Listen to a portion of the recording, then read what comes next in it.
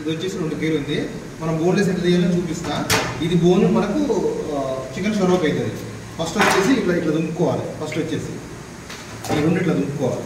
ఈ 2 కాళ్ళ భాగం ఇంకా ఇక్కడ ఉందా, ఈ మూల ఉందా, ఈ మూల ఇట్లా అనుకోవాలి.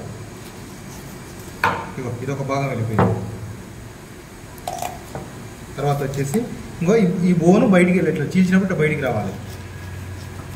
ఇది ఒక భాగం అయిపోయింది కదా.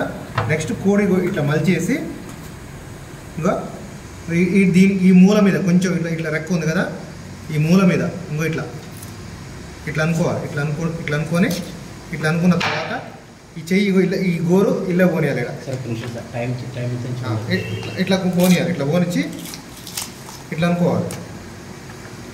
బోన్లెస్ దేని దానికి ఎట్లా వస్తుందో చూసుకోండి ఒకసారి. ఈ తర్వాత ఇది ఉంటుంది, ఇది ఇట్లా తీసేయాలి. చూడండి ఎంత నీట్గా అయిపోయిందో. నెక్స్ట్ భాగం వచ్చేసి సేమ్ అదే విధంగా ఇది కూడా అంతే.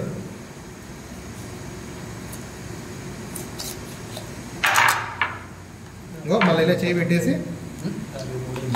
ఇంకో ఇట్లా గుంజాలి. ఇట్లా మొత్తం గుంజేసేయాలి. ఇది మొత్తం గుంజేస్తే ఎంత నీట్గా వెళ్ళిపోయిందో చూడండి.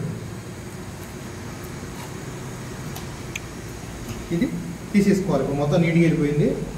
ఈ చిన్నవి ఉన్నా కూడా పర్వాలేదు, ఏం కాదు. 53 ఇది ఉన్నా కూడా ఏం కాదు. ఇది మనకు బోన్ అనేది మనకు చికెన్ కర్రీ చేస్తాం కాబట్టి, గ్రేవీ సూప్ చేస్తాం కాబట్టి చిన్న పీసులు కూడా చేసుకోవాలి.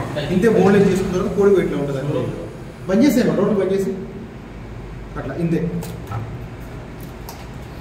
మొత్తం మొత్తం ఇప్పుడు బోన్లెస్ ఎక్కడికి వెళ్ళిపోయింది, నీట్గా వెళ్ళిపోయింది. ఇది ఉండనియండి, ఏం కాదు. మనకు గ్రేవీ కావాలి కదా.